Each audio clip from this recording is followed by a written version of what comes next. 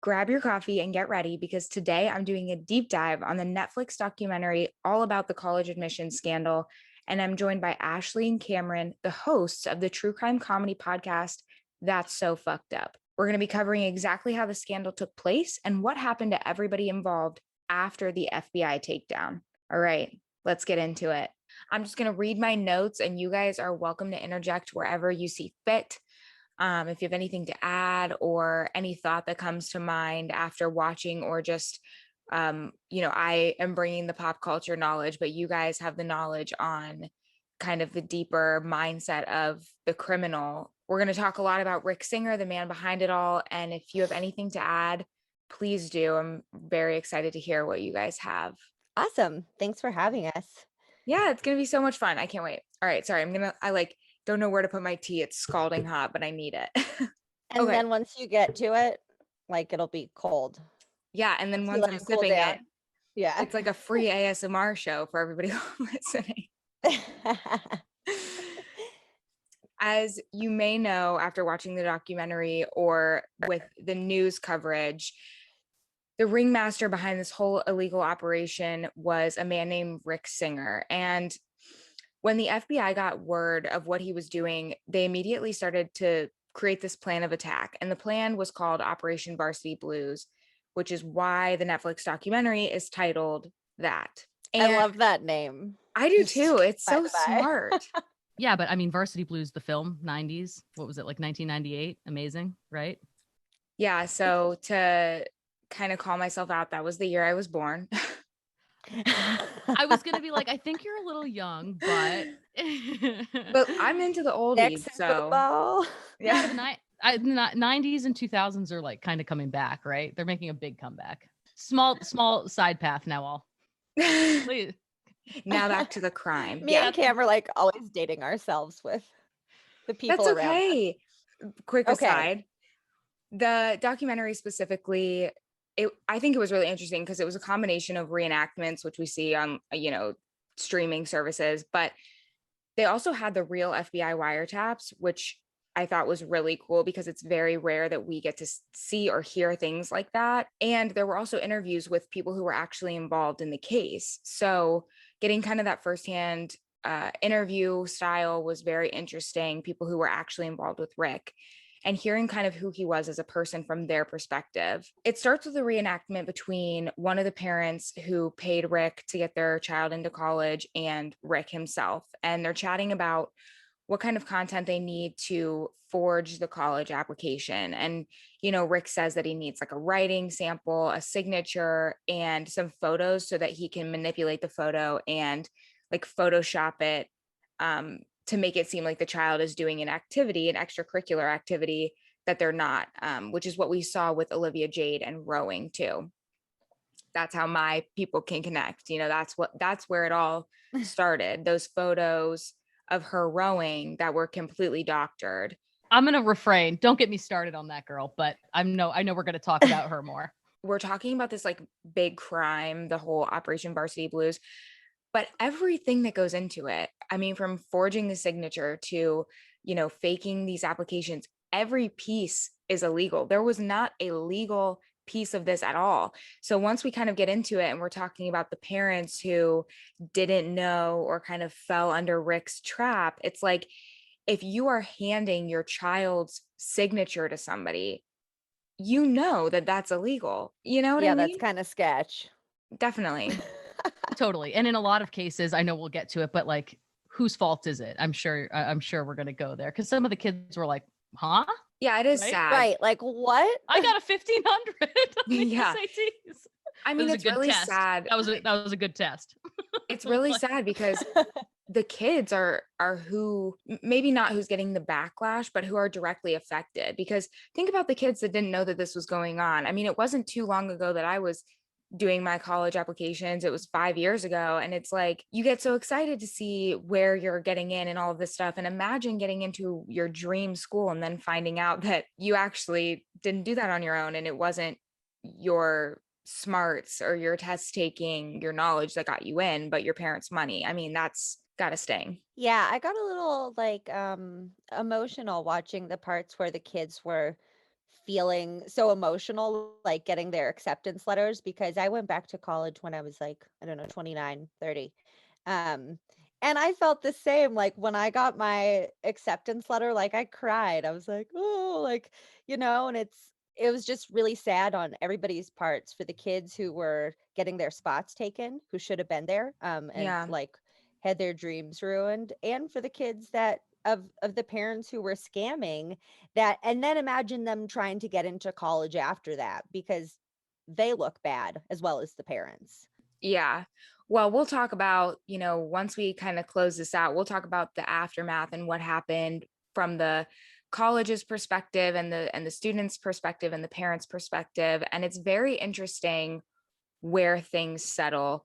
It really kind of brings you to wonder how flawed our legal system is. And I'm sure you two can speak to that. A lot of the cases that you cover, and just a lot of the cases that are in the media that involve life or death and are a little different than this, we see how flawed the legal system is. In the documentary and in our discussion, we're wondering, like, who is Rick and how did he pull this off? Like, what makes him so special as a person to be able to commit a crime like this for years? I mean, this went on for years. So we're going to rewind a little bit and talk about who Rick Singer is. He was an independent college counselor.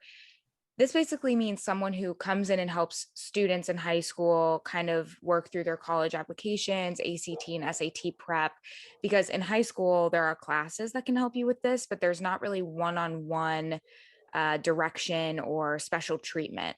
Um, and these kind of became popular within, I want to say, like the last 15 years. They became popular in the sense of like you could create a career out of this, which is what Rick did. There were a lot of families that were looking for this. And I actually had one of these when I was applying. I took the ACT and had heard like through the grapevine that getting an independent counselor could really help.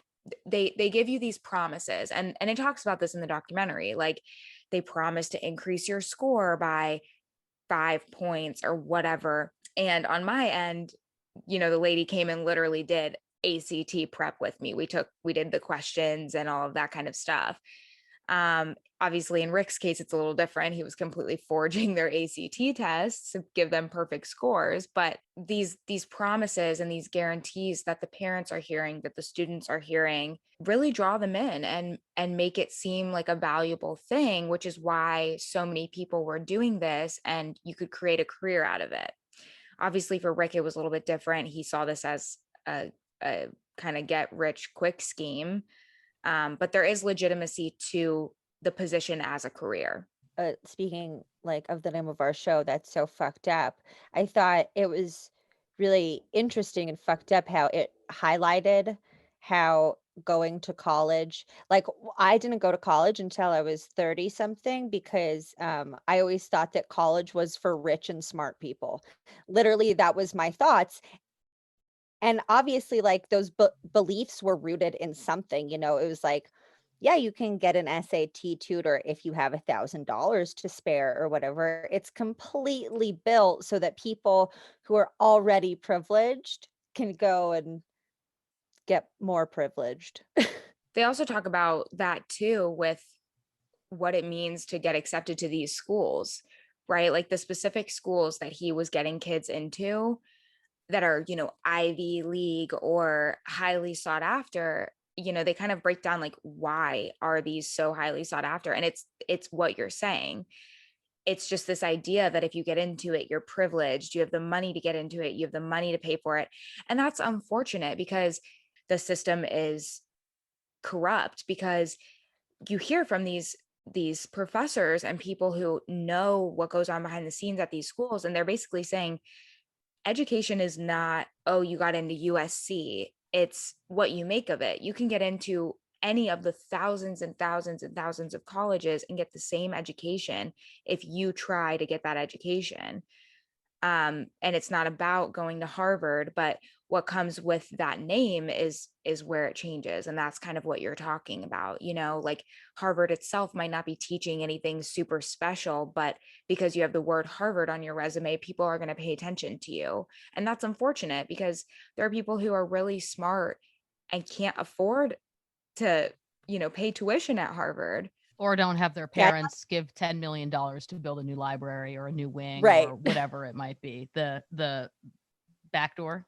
People Oops, who went to give me- Harvard love to say they went to Harvard. But it's what Yeah. you're saying. It's because people associate that with wealth and with intelligence, when really you don't know how they got in there. The one person that we'll talk about her later, but her family was the inventor of Hot Pocket. Hot Hot Pockets. Pockets, Hot right. Pocket. Yeah. So she didn't even earn that money. You know what I mean? She was the mother of yeah. a child paying to get the child in, and she didn't even earn the money that she was paying Rick It also, with. can we just laugh about how she talked about her daughters? She's like, the other one's not stupid. She's like, That's gonna sting. yeah, and yeah. I'm not saying those words. She said the word stupid, so I'm not calling anyone Yeah. stupid. That was from the words of mom's mouth. Quote Like, mom. Yeah. quote mom. Yeah. Going back to Rick, they also talk about how he dressed, which I think is so interesting. He dressed like a basketball coach, they say, because he thought that he was, quote, coaching kids. So he dressed like a coach, being very lax, wearing like the quarter button up shirts with the collar. And the irony of him thinking of himself as a coach is that the students who worked with him actually say he wasn't personable at all. He was very awkward as their mentor and didn't talk much. And of course, we know now that that's because he didn't really care about necessarily helping the child learn anything or connecting with the child. He was just kind of going through the motions of acting as a counselor to add legitimacy to his operation. Yeah, the tracksuits. Wonder. Yeah. I wonder if he like blew a whistle in their face too. Right. He seems like the type of person that would. It. Going back to Rick, I mean, before the operation even started and the money scheme even started, he as a person is kind of corrupt. He lied on his own resume. He started cutting corners in his adult life from the start with previous jobs that he had. Interviewees of the documentary say that Rick always wanted notoriety. He wanted wealth. And that was obviously the motivating factor behind doing what he did. So Rick said goodbye to his morals early on in his career and then started this, like I've said, get rich quick scheme. But a lot came with that too. It wasn't just the money. I mean, that was a big part of it, but he knew that having the money and being involved with these types of people also made you one of these people. When you're their counselor, when they're paying you millions of dollars, you become one of them. And then he can associate himself with billionaires, millionaires, actors, and actresses that were his clients. People that throw their birthday parties and rent out Versailles, for instance. Exactly, which Right. is something that they talk about in the documentary for those who haven't watched it yet. And just a quick disclaimer, I always say in my deep dives, listen to the deep dive and watch the documentary, because there's so much that you gain from hearing people have a conversation, but there's also so much that you gain from seeing things visually. I also think that aside from the money and the, getting to mix with the stars and whatever, I think that he was just kind of your run-of-the-mill con man who got off on playing tricks and getting away with it. I agree with that. I think it's a very similar case to Dirty John. If you've ever seen that show or heard that case, 100%. it wasn't necessarily about the money. I think it was just he was so narcissistic. And I actually have interviewed the real Tara Newell, the daughter who actually ended up killing John multiple times. And, we chat all the time. And if you follow her account, she really is invested in helping people understand what it means to be involved with or meet a narcissist. And it's very interesting because you find that a lot of people have narcissistic personality traits, even if it's at a very minimal level. And then you have people obviously like John or like Rick, who that is their personality. He did devise a pretty brilliant plan. Yeah. To pull this off, right? Oh yeah. And I think that those types of people, the more they get away with, the more they're going to take. Like they'll take and take until ultimately, well, we won't spoil where he is now, but I'm sure. Oh, well, I was just thinking like, and spoiler alert. Right. But it is that similarity with John and with Rick. I don't think they think long term at all. They think about their next step and not the long term, because really for them, the long term doesn't matter because they know that they'll always have a plan. And that's, again, we'll talk about where Rick's at now and what he's feeling and kind of how this whole thing unraveled and why it was so strange how it all happened. But I just want to go back to Rick for a second. And now that we're talking about him and, you know, not to diagnose him as we're not professionals, but he No. may very well be a narcissist. He claims to one parent when they question him and say, how do I know that this is legit? Which, you know, we were talking about, obviously it's not. And if you're even questioning it, you should not be getting involved with it. When the parent says, like, how do I know that this is legit? And how do I know that if things fall down, my child won't be the one that's affected? And Rick tells the parent that he has an amazing track record. He says that he's been doing this and not getting in trouble. He's been doing over 700 quote side doors. So this is kind of going back to what you were saying about the back door. So obviously the front door is applying like a normal student and getting in because you have the scores to prove that you can get in. The back door is paying your way in through quote legal means, meaning donating millions of dollars to build a library to Harvard, and then your child gets accepted. The side door is Rick's method, which is paying somebody as a counselor to fudge the numbers and kind of get your child in a questionable sense. Yeah. And I just want to say too, like as a college athlete, which I was, the idea of working as hard as people have to work to like compete at the level, whether you're D1, D2, or D3, and thinking about one of these positions going to somebody who has already been set up to succeed for life. I mean, like, let's talk about the amount of wealth that these people are putting towards kids who, sorry, but like you're manipulating an already inherently biased system to privilege the already extremely privileged here. So that like made my blood boil, and it still does. And they don't talk about that in the documentary. They don't talk about how the other students who legitimately made the team because of their ability and their hard work felt about one of the spots being taken on the team.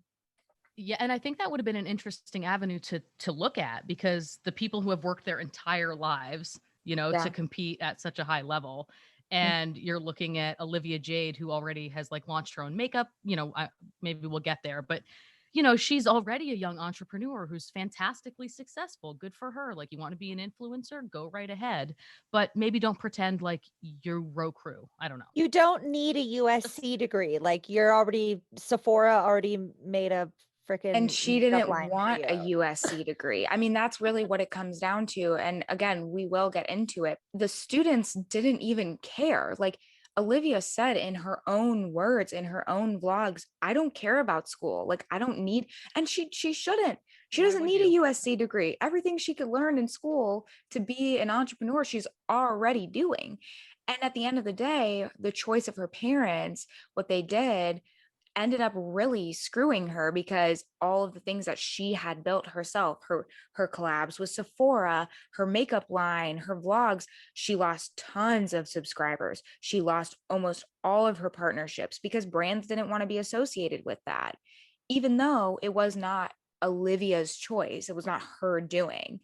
But then we come back to this accountability, which is, you know, you don't row. So when your mom is asking you to sit on a rowing machine to take pictures for your college applications, why are you not questioning anything? So I think a lot The of it girl's is, obviously got some savvy, right? She's yeah, not a dummy. no, no, she's not.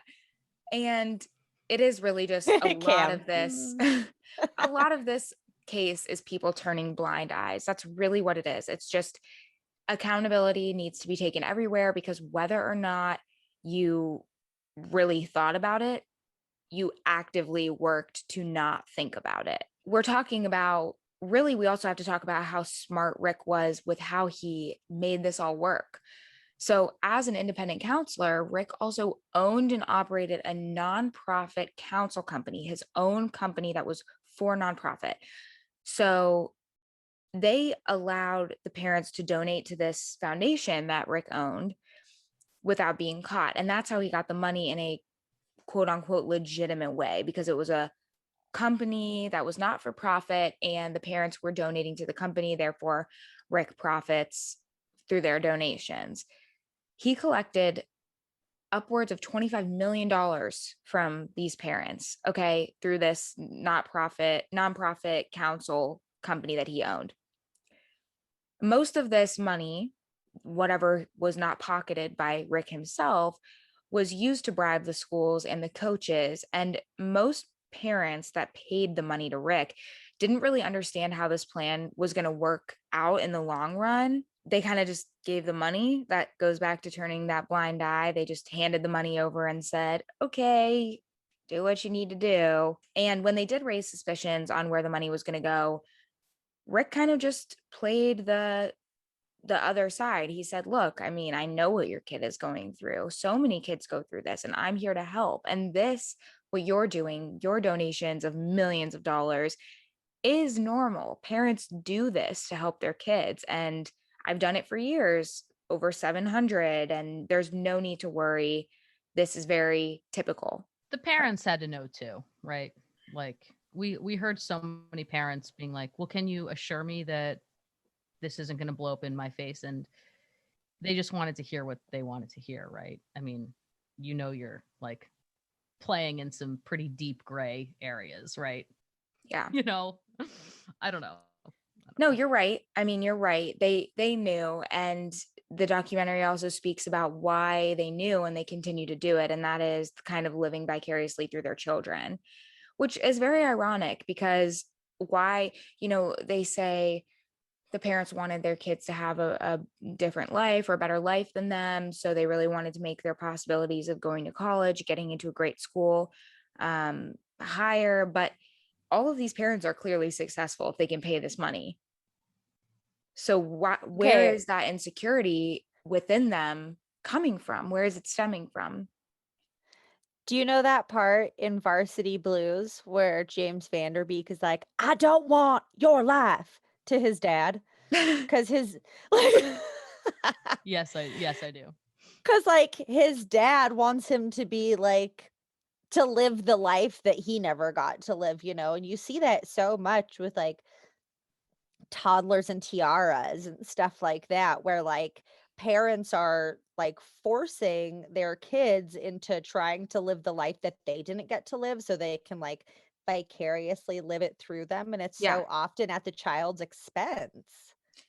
Okay, first of all, wow, what a full circle moment with that quote. That quote single-handedly is why they named the documentary what they did. It definitely Really? is. Now that you've said it, I'm like, that's got to be it. They heard the line and they were like, we got a winner. Bingo. Exactly. It wasn't the quote about the whipped cream bikini. That wasn't the part. Maybe. It might have been. It was Maybe. up there. I'm sure the FBI was like close, but not quite. Yeah. Yeah. Let's see if we Almost. can get something better that resonates more with the audience. Yeah. Okay. I'm on board with that. We are going to talk about who was interviewed in this documentary. Obviously, Rick declined to be interviewed because how do you talk your way out of this one? We hear about some of the parents who hired him, including Devin Sloan, a businessman from California, John B. Wilson, who paid more than $1 million to Rick. There was Lori Laughlin, whose daughter Olivia Jade was admitted to USC as a rower. Michelle Janovis, she was famous for the Hot Pockets, and she paid over $100,000 to get her kids in. Felicity Huffman, who hired Rick after this is the worst one. Okay. Yeah. This is honestly the worst one.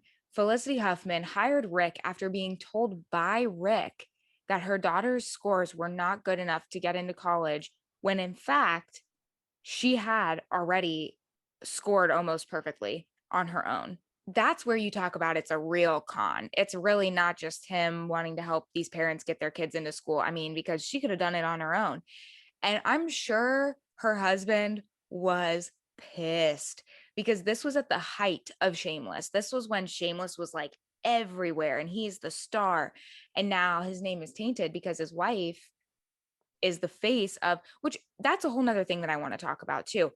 With Lori Laughlin, we hear that Lori and her husband, they both were sentenced.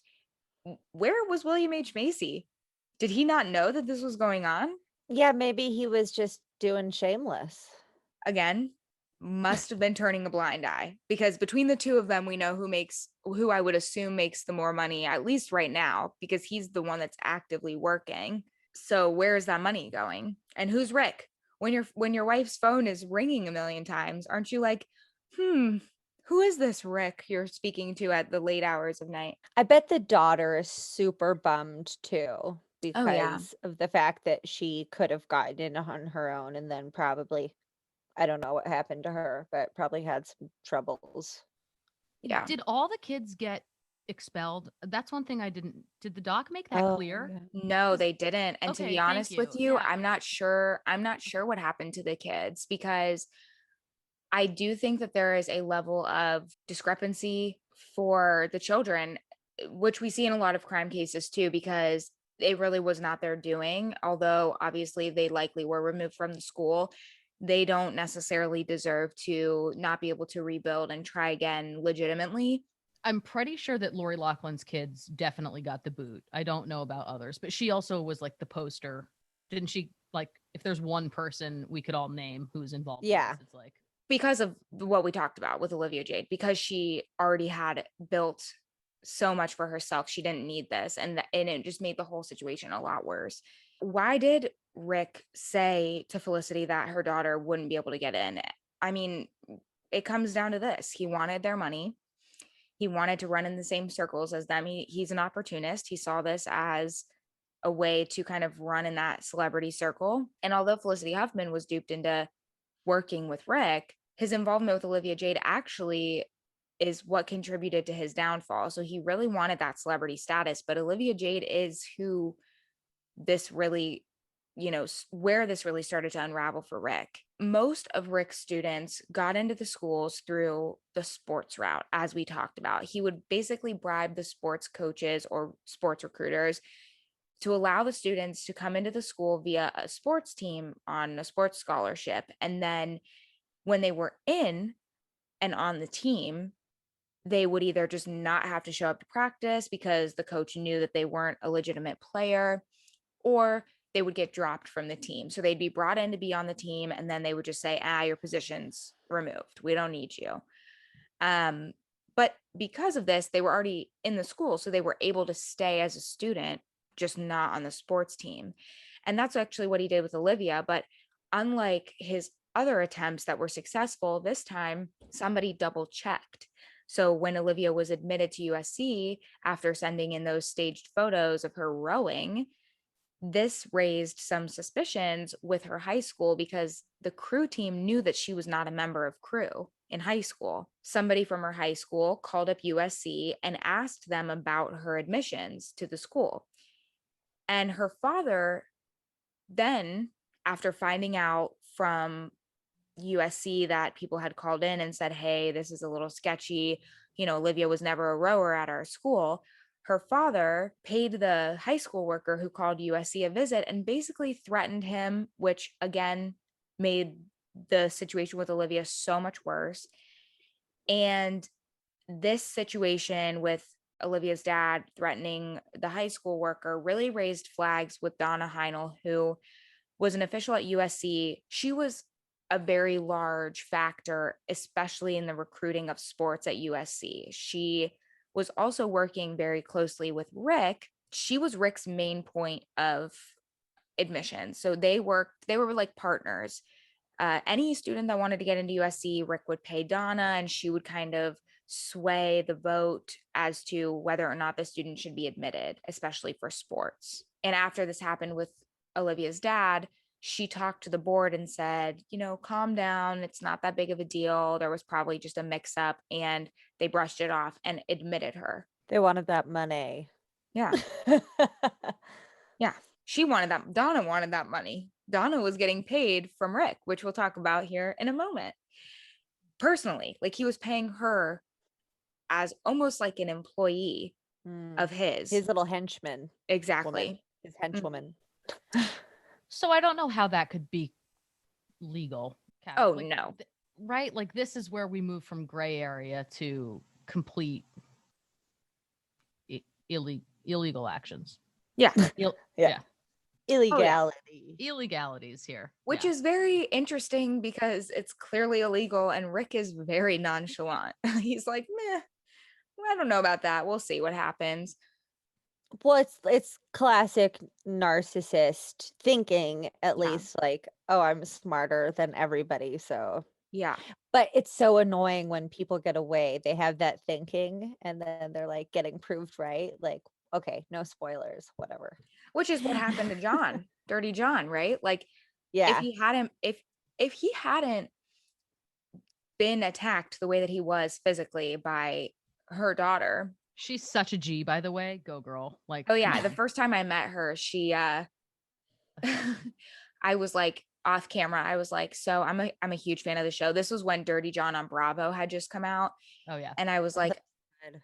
yes. I was like, I'm a huge fan of the show. I just gotta know, how much of that scene was real life. And she was like, honestly, it was pretty accurate. And then she like showed me her scar from where he attacked her. And I was just shook. She was like, yeah, I mean, and I asked her, I was like, were you worried after the fact? Were you worried? Is the story going to get turned around on me? Am I going to go to jail? And she was like, honestly, no. At that moment, I was very irritated at the inconvenience because she was on her way to a concert with a friend when he attacked her. And I'm just like, That's I her relate thought. to that. I'm She's like, I this is really some bullshit. exactly. It's Exactly. just crazy. So She's like, it was gonna be a great night, and And it's really ruined. threw Then a I wrench in the plans. then I killed a guy. Yeah. Well, of course, the story Bummer. too. I think in the show he like dies right there, and that's not what happened. They were both hospitalized, and he was hospitalized for a while and then passed away in the hospital. But still, I mean, and she obviously developed some PTSD from that situation as Mhm. anybody would.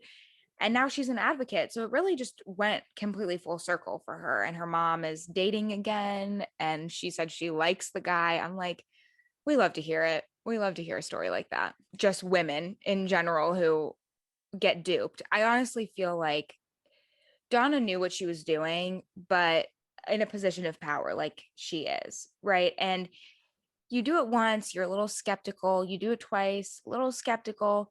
I mean, Rick is claiming to have done this like 700 times. There's got to be a point where you're like, I'm never getting caught.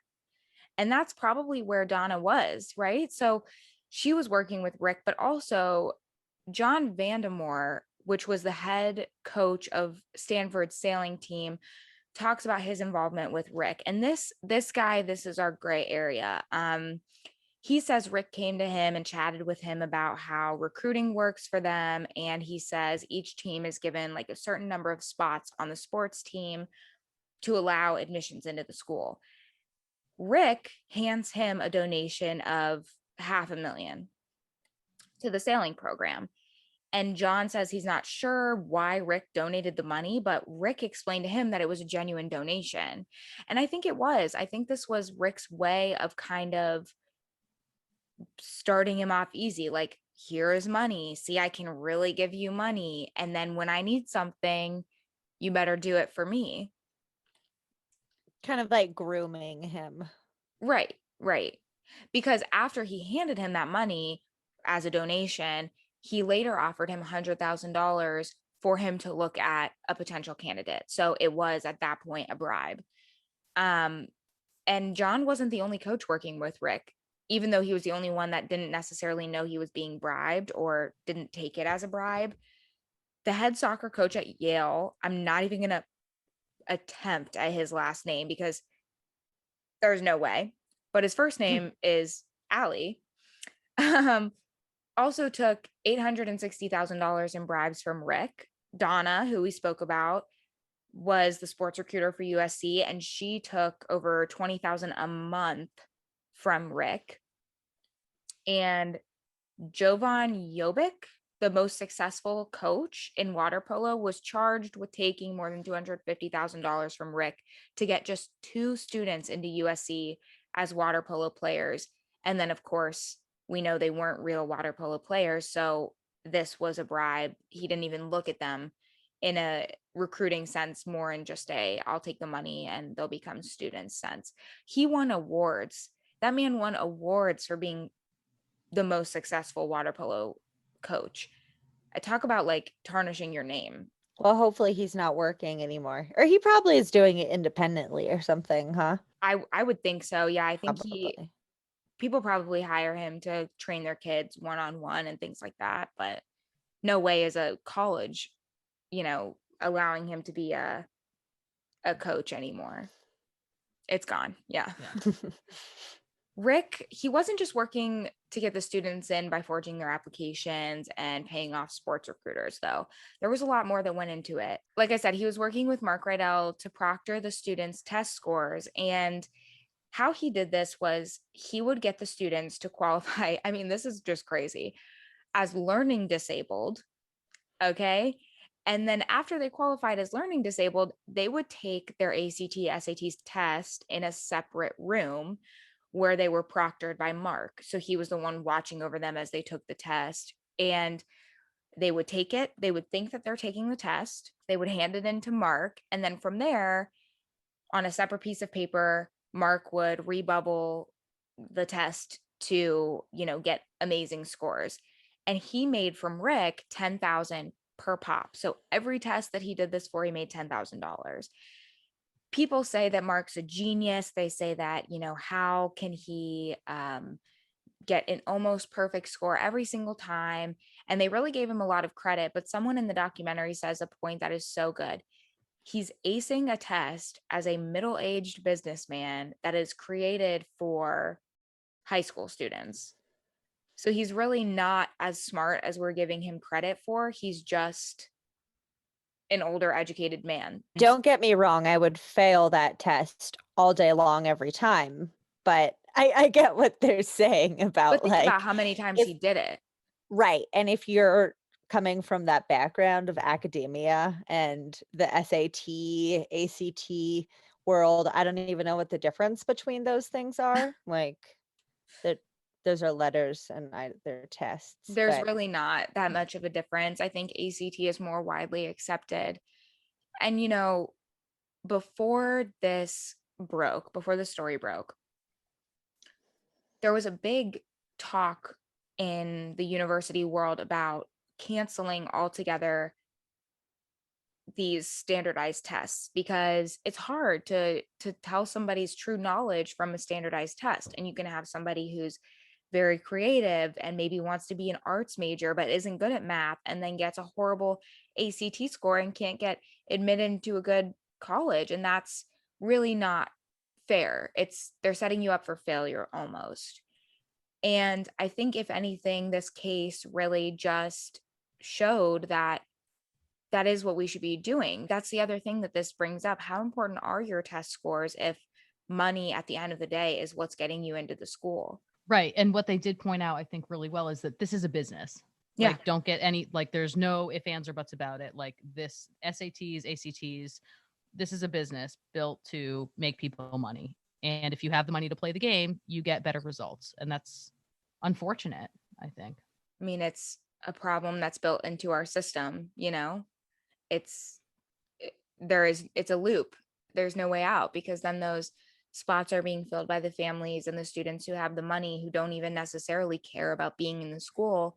And that takes away from the students who really want that spot. Just like the sports teams, there are people who work their whole young life to get on a scholarship for a sports team so they can afford college. And now suddenly that's not possible for them because somebody paid their way in or donated $1 million to the school. It's just unfortunate altogether. I feel like to go to school, you either have to be really rich or really poor. Like throughout my college education, I literally like worked so I stayed under a certain uh amount so that I could get Scholarships. financial assistance and scholarships. So like I had to like make myself stay poor so Yeah. that I could afford to go to college. Like if I would have been somewhere in the middle, I would have been like screwed, like I had to keep myself like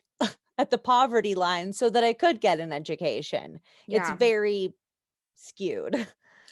Yeah, it is. And at the end of the day, when you become an adult, with a college education and you're applying to jobs, how many times in your adult life, I mean, this is something I'm seeing now being about a year out of college, when applying to positions, how many positions ask where you went? They want to know that you have a college degree for some positions, but they don't really care where it was. As long as you finished and you got your education and they know that you are qualified to do the job, that's really what matters. And that's what we have to keep in mind. And I know, as I said, it was just 5 years ago that I was applying, and the pressure is a lot more than what it is in real life. You think, oh my God, like I have to have this school or this degree or whatever. But then you get into the real world and it's less about your degree, more about who you know, the experiences you had, things like that. So if anybody's listening to this that is not in college yet, like please keep that in mind, because I wish somebody would have told me that when I was applying. Who you know. Ding, Yeah. ding, ding. I like actually kind of went to school because I figured that I would meet people that could help me. I went to meet people to know people because I Mhm. was like, that's what's gonna help me, like knowing people. Yep. So yeah, solid So advice. Rick's plan might have seemed foolproof in his own head, but obviously we're here because Rick got caught, right? So now I just want to talk a little bit about his downfall and how this all unraveled, why we have a documentary, and why so many people are in jail. Rick's downfall started after a client of his was arrested on other charges and ended up telling the cops about Rick's plan to lower his personal charges. And this is what I'm saying. You got to keep your circle tight because people will rat you out, right? They will. There's no loyalty to you. You already have my money. Now I want something and I want it to be less jail time. Well, yeah, he's working with white collar criminals, you know, because they're obviously in these in these sketchy dealings with Yeah, him. So it's like, yeah, you're not but nobody's a good crowd there. right. So it started with this one client, but then Rudy Meredith, who was working with the parents, Rick's clients, to get their children into Yale for soccer, also turned on Rick when he was questioned by police. Rick was arrested after this. These two people ratted him out. Then they came and arrested him. And in the weirdest turn of events in crime history, probably ever, Rick actually became an FBI informant. After being arrested due to these two men turning on him, Rick agreed to allow the FBI to wiretap his phone calls with his clients. He would wear a wire when he was talking to them in person. The wire also had a camera.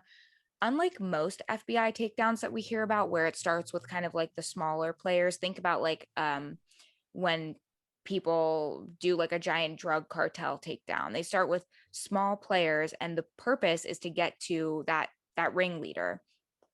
But in this situation, it was completely reversed. They got him immediately. And so from there it was really just a domino effect. And Rick has no loyalty. Rick is going to save himself. And so what did he do? He worked with the FBI and he took down 50 people that he had worked with. When all was finished, 50 people were taken down. And when I say when all was finished, I mean to date, because it's really not done yet. At the time of this recording, I have the names and the sentences of those who were taken down. I'm going to read those now, who they were, that the documentary provides us. A lot of the people are still in ongoing cases. They're in ongoing trials right now, so they haven't been sentenced or they haven't been charged, because it's a slow process. It's really one person at a time since it's all one giant case. So Lori got 4 months in prison. As we know, she's already served that. Felicity got 14 days. She's already served that. Olivia Jade was charged with nothing, but she gained celebrity in a lot of ways. I mean, of course, she lost followers, she lost a lot of her partnerships, but everybody knows her name now. I didn't follow Olivia's account. I still don't, but I definitely keep track of what she's doing. Now she's gotten more headlines than she did before. John Vandemore pled guilty, but only got 6 months house arrest. John is the sailing coach. and he got 2 years probation and a $10,000 fine. In a lot of ways, he was let off, but in a lot of ways, he actually ended up doing more than most people. Uh, Gordon Kaplan got 1 month. Michelle Hot Pockets got 5 months. Devin Salone got 4 months. Jane Buckingham got 3 weeks. Elizabeth and Manuel Hernandez got 6 and 7 months. They were a couple. Both parents were charged. Bruce Isaacson is still waiting. John Wilson is still waiting. The schools kept the money that were used as bribes, though many of their staff were fired. They kept the money. And due to his informant status, Rick is still waiting to be sentenced because he cannot be tried until the FBI is done using him. And there are still many people that are left to take down. But when Rick was giving a statement about how he felt in the documentary, he said he's not that worried about it. It's so like, why is he not on house arrest while he's being an informant? It's like, okay, I don't know why you can't arrest him while he's informing, but like he's just like chilling, going to the country club, swimming laps a couple times a week, like living his best life out there still. I think the irony of the whole situation is Rick being an informant gives him exactly what he was looking for in the first place, which is celebrity status. I mean, his name is now known. People know what he did, they know who he was involved with. And you see in the documentary almost like they were journalists, but it almost looks like paparazzi, like following him around, taking pictures of him, asking him for statements. And he doesn't really react. But think about how like giddy he was inside. He was cool as a cucumber. Yeah. In that. Yeah. He was ready. He was ready. And, I think the other thing about these sentences is like, these are all bullshit. Like, these are not like the fines were nothing to most of these people when you look at like the damage done to like kids who's like, there's kids who didn't get in and their like lives were ruined, so 4 months for Lori Loughlin, like she's probably in the Bahamas right now with her very wealthy husband who's the fashion designer, what's his name, Mosimo something, whatever. It's just like, I think in the doc made this point really well, is that none of these people really got anything that was actually a deterrent for future behavior. Like the $20,000, $30,000, like who gives, like they don't give two shits about that. You know what I mean? Yeah, I mean, there were like, people sentenced to 3 weeks. I mean, Felicity Huffman was sentenced to 14 days and served like what, 6 of it or something like that. Give me a break. Really, I think at this point, like a white collar prison, I'm sure, right? Oh yeah. I mean, that your sentencing means nothing when you are released from prison and go back to acting. Both her and Lori are back in shows on major networks. There is no justice at the end of the day. I mean, the schools kept the money. Teachers lost their jobs.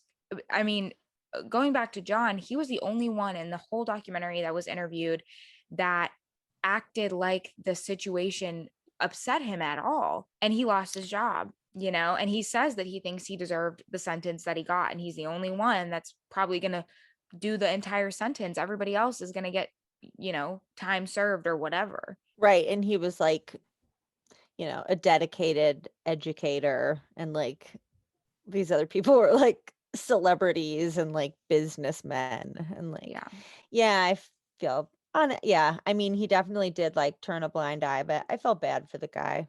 Really what it's going to come down to is Rick's sentencing. At the end of the day, when this is all said and done, sure, you're taking down the small players, but what are you going to do to him?